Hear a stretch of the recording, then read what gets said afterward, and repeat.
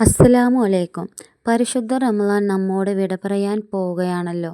ഇനി നമുക്ക് മുമ്പിലുള്ളത് 29-ാം രാവ് മാത്രമാണ്. ഒറ്റ രാവുകളിലാണ് ലൈലത്തുൽ ഖദർ ഉണ്ടാവാൻ സാധ്യതയുള്ളത്. അങ്ങനെയുള്ള ഒരൊറ്റ ദിവസമേ ഇനി നമുക്ക് മുമ്പിലുള്ളൂ. അതാണ് അവസാനത്തെ രാവായ 29-ാം രാവ്. 29-ാം രാവാണ് ഇനി നമ്മളെ മുമ്പിൽ വരാൻ പോകുന്നത്. 27-ാം രാവ് നമ്മൾ എങ്ങനെയാണോ ഉൾക്കൊണ്ടത് അതുപോലെ തന്നെ നമ്മൾ 29-ാം രാവിനെയും മെയിൻറ്റെയിൻ ചെയ്യേണ്ടതുണ്ട്. നമ്മൾ പെരുന്നാൾ പർച്ചേസൊക്കെ ചെയ്യുന്നവരുണ്ടെങ്കിൽ 29-ാം രാവിൻ്റെ കാര്യം നിങ്ങൾ മറക്കേണ്ട.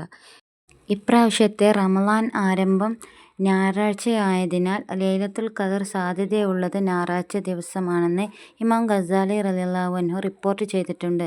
നിങ്ങൾ 29-ൻ്റെ രാവിൽ ലൈലത്തുൽ ഖദർ പ്രതീക്ഷിക്കുക എന്നൊരു ഹദീസിലുമുണ്ട്.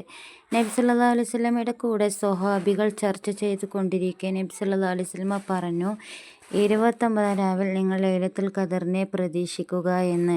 ലൈലത്തുൽ ഖദർ ഉണ്ടാകുമ്പോൾ പല മാറ്റങ്ങളും നമ്മുടെ അന്തരീക്ഷത്തിൽ ഉണ്ടാവും. നല്ല തെളിഞ്ഞ അന്തരീക്ഷമായിരിക്കും നമ്മുടേത്. വളരെ ശാന്തമായിരിക്കും. മരത്തിലെ ഒരു ഇല പോലും അനങ്ങാതെ അത്രയും ശാന്തമായിരിക്കും അന്തരീക്ഷം. ഒരുപാട് ചൂടോ തണുപ്പോ ഉണ്ടായിരിക്കില്ല.